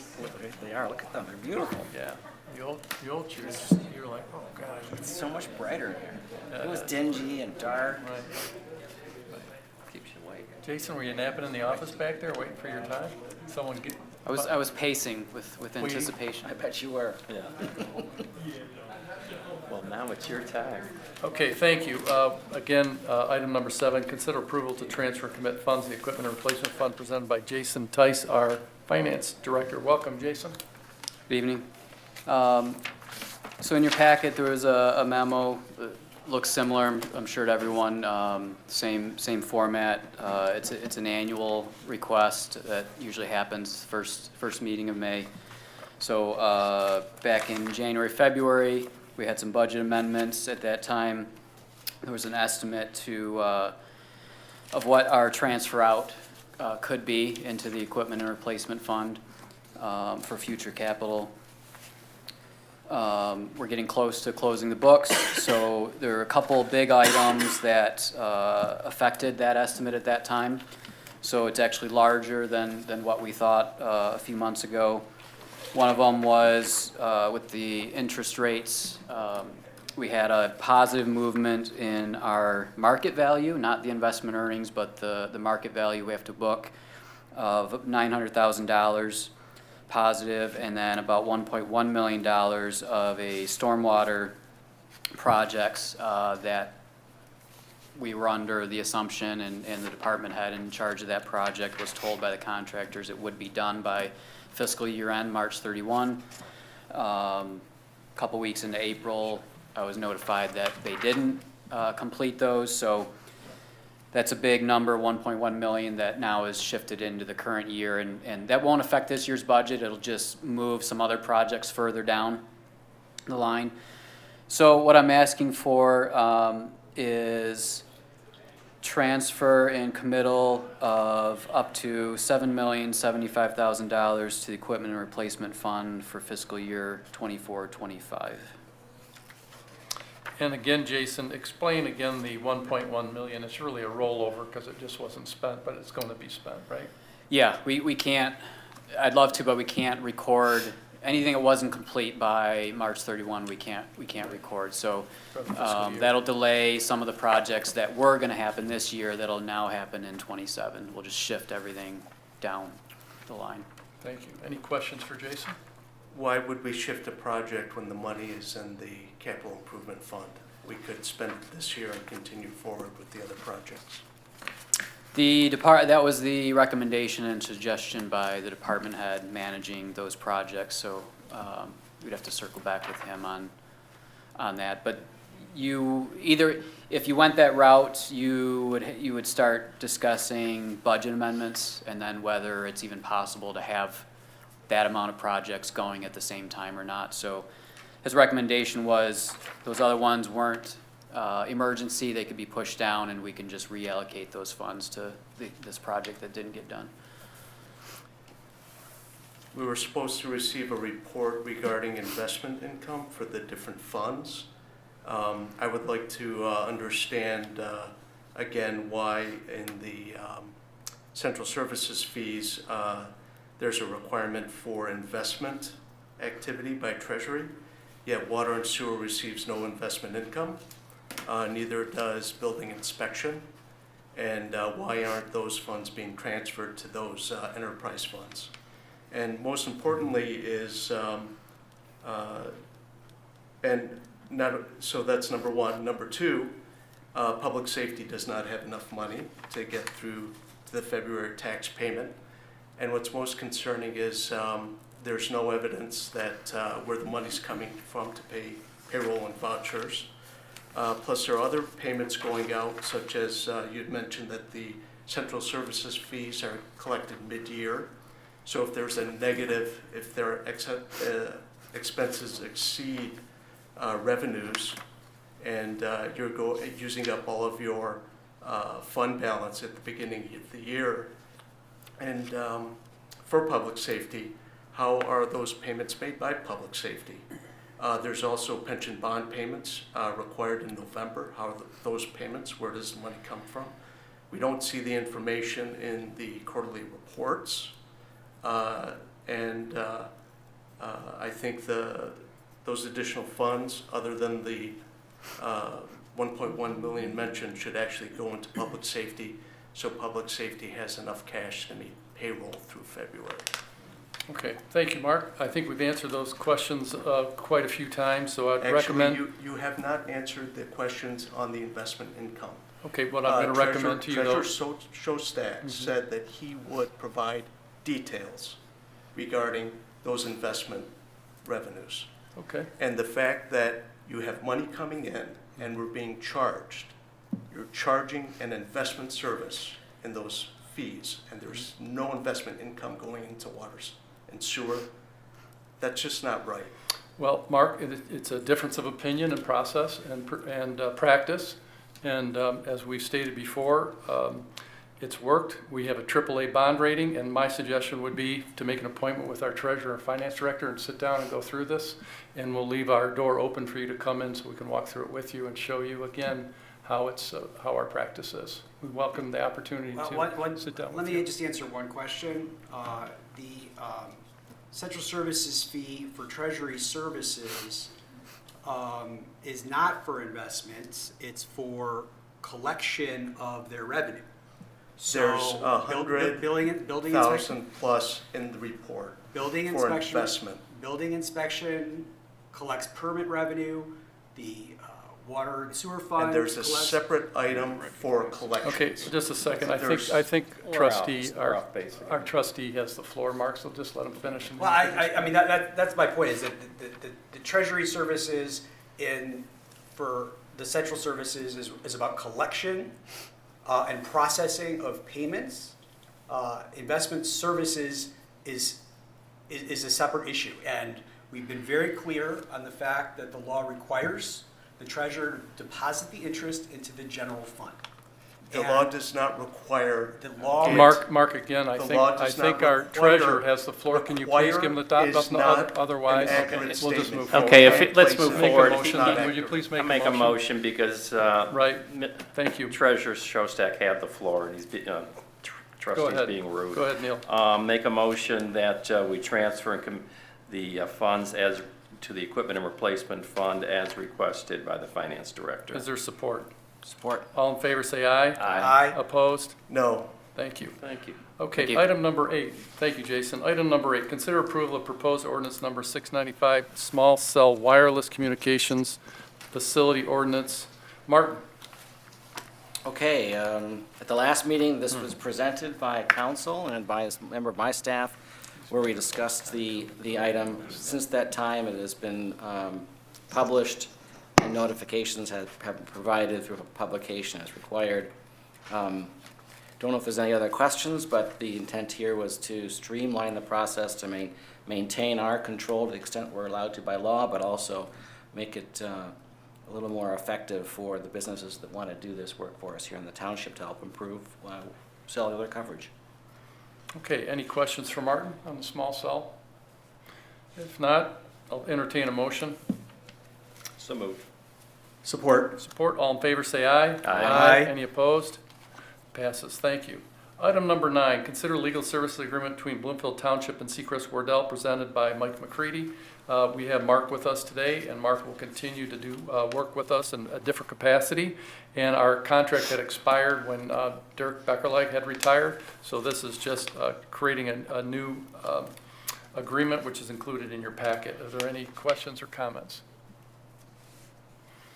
I move we approve and confirm the agreement as presented. Support. Support, all in favor say aye. Aye. Any opposed? Okay, thank you. Thanks, Okay, Mark. and item number 10A goes back to Mark, approved board minutes of April 28, 2025. Okay, the items that were removed from the consent agenda, the motions that were made were as supported. There are no dollar values mentioned, so that's number 1. Number 2, the SADs were mentioned by name, not by number. So I would like those items corrected in the minutes. Can you explain that one more time? So first of all, when you approve the SAD, you mention them by location, not by SAD number. In the meeting minutes, it lists the SAD number. So that's not what actually happened during the meeting. That's number 1. Number 2, all of the dollar values that are in the motions in the minutes were never mentioned in the video. They just said, approve as presented. There was no presentation. So those dollar values should not appear in the minutes. So with It's all regard on to the video. dollar. I don't know what so- SAD, what SAD are you talking about? There's an The SAD street- in the minutes, The street lighting? street lighting. So in the video, first of all, you look at the SAD, there's numbers mentioned next to the SAD. Those SAD numbers were never mentioned when the motion was made. It was the location of the community. So that's not correctly reflected in the minutes. Regarding the other motions with dollar values and expenditures, the motions that were made in the video say, I make a motion to approve as presented. Nothing was presented. So those dollar values should not show in the written meeting minutes. Thanks, Mark. The dollar numbers are in the packet that was presented, and all of us have that material. The packet is the And packet, but the motions that were read did not include a dollar value. So when we make a motion that says, as presented, that has historically included the materials that are in the packet. We did it again, we did it tonight. You know, it's, the motion is written in the packet, and, you know, that's what we're referring to. Again, if today dollar values are read, they're put up on the screen. They're put up on the screen. For example, Jennifer did that today. That was not done during the meeting. And if you go look at the video, it's inconsistent what is in the video. So those are my concerns. There's enough votes to approve the minutes. My no vote is not going to change anything. If you don't want to change them, you don't have to, because you have the votes to go ahead. So the other item is in a reference to the Carilion Hills, Chestnut Run, and Knob Hill SADs, and they're supported by the packet materials where that number comes from as presented. I asked for things to be presented. Members of the board said, no, I like the way it's being done. I have a right to pull it out. I have a right to have that request to be presented when the motions are read, and even the township attorneys asked us to read the full motions on occasion, and in this case they were not. And I don't think the way they're written, they reflect what happened in the meeting, especially when you look at the video. Mark, would you like to make a motion then? I've said what I've said. Okay. At this point, I'm not going to make a motion, but I am going to vote no. Okay. And the record will reflect why I'm voting no. Okay, thank you. So Okay. I do have one correction that I want to mention, which is, of all the items taken off the consent agenda, F was not removed, but the minutes don't reflect F as being part of the consent agenda approval. B, C were mentioned, but F was also left on consent. For tonight. So that's a change to the minutes that I'm mentioning. Yeah. The same minutes that we're just talking about now. 2 weeks ago. Correct. Yep. Okay, so if we have a motion for To item approve number as 10A. with the amendment I just mentioned. Okay. So moved. Support? Support. All in favor, say aye. Aye. Opposed? Nay. Okay, 4-1, thank you. Okay, so item number 10D, consider approval of the 2025 Jan Roncelli Safety Path Retaining Wall and Fence Repair Contract Award submitted by Corey Almas. And Mark, you had a comment or question on that? I had questions on the fencing. There were concerns being raised earlier this year regarding fencing and keeping the fencing costs low. I was wondering if any new information was gleaned or any materials were found that could replace some of the old wood fencing that the township seems to prefer that would not deteriorate as quickly. I think they presented that to us in pretty much detail. That was presented by Corey previously, and he stated that, as I recall, he stated that he was going to listen to the board and try and utilize the split rail wood fencing as opposed to the current aluminum fencing, which is in some areas, and my understanding is that's how he's moving forward. The memo states that they're going to use pressure-treated wood to better keep water out.